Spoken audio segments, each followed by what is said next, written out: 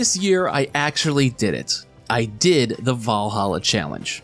Or whatever it's called, I don't think it has a formal name. Basically, the game takes place from December 13th to December 31st, and the goal is to play each day as the day happens in real life. I didn't really adhere to the structure of doing it every day because I wanted this video out, but I've known about this for years and was finally enough motivation to boot up the game. I have been wanting to play this game for almost a decade. In fact, if you look at all the times I've purchased a limited physical edition of this game, I could be suffering from a brutal case of huge Valhalla fan excited to play it for the first time.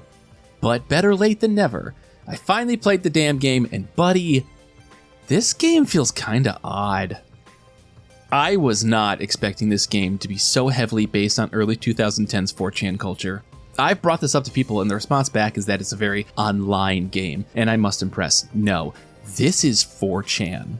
This is not something awful or Tumblr. This is distinctly written with the tone that comes from the 4th channel.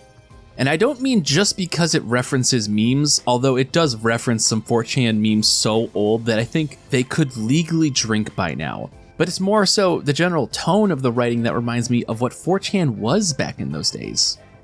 I don't think I mind that, but I could easily see it being a deterrent because if you can see it, then you can't unsee it. It dates the game kinda badly. It's far too liberal with cheeky references of the time that took me out of the experience on more than one occasion. Like, for example, there's this client named Art Vandelay. If he bears a striking resemblance to Jason Alexander, well, that's because his character of George Costanza on Seinfeld would occasionally use the fake name Art Vandelay. If you weren't around 4chan at the time, then you might think that's the whole reference, but no. The second I saw this dude, I knew there is an internal countdown until his ass said, "I seriously hope you guys don't do this," in reference to this 4chan meme. That's what I mean by being able to unsee the 4chan humor. The second I saw this dude, I knew immediately what the level was. This might also affect Dorothy. I've gathered that Dorothy is a bit of a controversial figure. She's a humanoid sex worker who is 24 years of age, but has a body that resembles a 10 to 13-year-old. Up front, I like Dorothy a lot. I think she was written well enough to come across as a complete character that didn't trip into any weird pitfalls that the pitch of humanoid child prostitute could run into. But I understand that for many, humanoid child prostitute is a non-starter up front, and more relevantly, something that I was white-knuckling for a while because I don't like the sound of that character pitch in a game this 4chan that talks about sex this much. Allow me to read from my own posts. Service android with colossal tits, Yu Sakura. What day should I expect her to appear in Valhalla? My biggest impression with Valhalla so far is that before starting it, I didn't think service android with colossal tits Yu Sakura would be in the game, and now that I'm a couple days in, I'm gonna be shocked if there aren't like 3 of her. Part of that 4chan tone is also how raunchy Valhalla gets. I was really caught off guard by how frequently crass this game is. Like, yeah, I knew Jill had the pink slut shirt, but I thought that would be a more isolated incident. This game has no qualms about pulling a Tommy Wiseau and randomly asking about your sex life. If you didn't laugh at the fact that Jill is somewhat flat-chested, don't worry, you'll get multiple more chances to laugh at it as the days roll by. Between repeated mentions of Jill's rack-lack and the general 4chan writing flavor, I was bracing for a character to show up and tell Jill, flat is justice. And it's a shame because when Valhalla isn't doing that, it rules. The character explorations framed through the life of a bartender are wonderful to read through, doubly so when the camera is flipped around to be on Jill. I love Jill. She's fantastic. As the days go by, you learn more and more about her, and the initial sketch gets fleshed out to become a character you love being in the shoes of.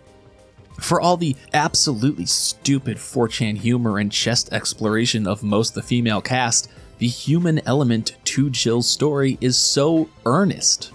There are problems and regrets plaguing Jill, problems and regrets that are so common and so real, and when she's at her lowest, her friends help her to push through to the other side. It's beautiful to see the willingness behind Jill's social circle. Everyone knows their buddy is in need of help, and everyone pitches in to help her in whatever way they can. In this dystopian dive bar, Jill has found her people, and they love her, even if she can't find it within to love herself. There's also drink mixing. I'm a bit split on this. I like the flavor of it more than I like the mechanical use. Jill has a booklet of 24 drinks she can make, and as the game goes on, you will start to feel like you know the menu without even looking. Mixing ingredients together never became second nature, but knowing what drink does what and who likes what drinks the most started to put me better in the shoes of someone behind the bar. And the game will test you on this because the branching pathways happen at the crossroads of drink choices. Sometimes this works fantastically. A regular is looking down on their luck, and if you have been paying attention, you will know exactly the drink to get them to turn their mood around. Other times I think this feels super unwieldy. My problem is that the last ingredient to any drink is basically its alcohol content. There are times where you can load up a drink, basically turn it into motor oil in a martini glass, and get no response from the client because there isn't an air quotes choice in that moment. I like the act of making drinks, and it adds a touch of gameplay and a lot of flavor, but using it to navigate the story routes felt extremely unwieldy and lacking in feedback. Overall, I liked Valhalla, but I can't say I loved it. I didn't want the crass 4chan tone to drag it down for me, but there's no way it couldn't. Despite all that, it hits the important marks and I enjoyed my time with it. I just don't see myself falling in love with it any further than the soundtrack.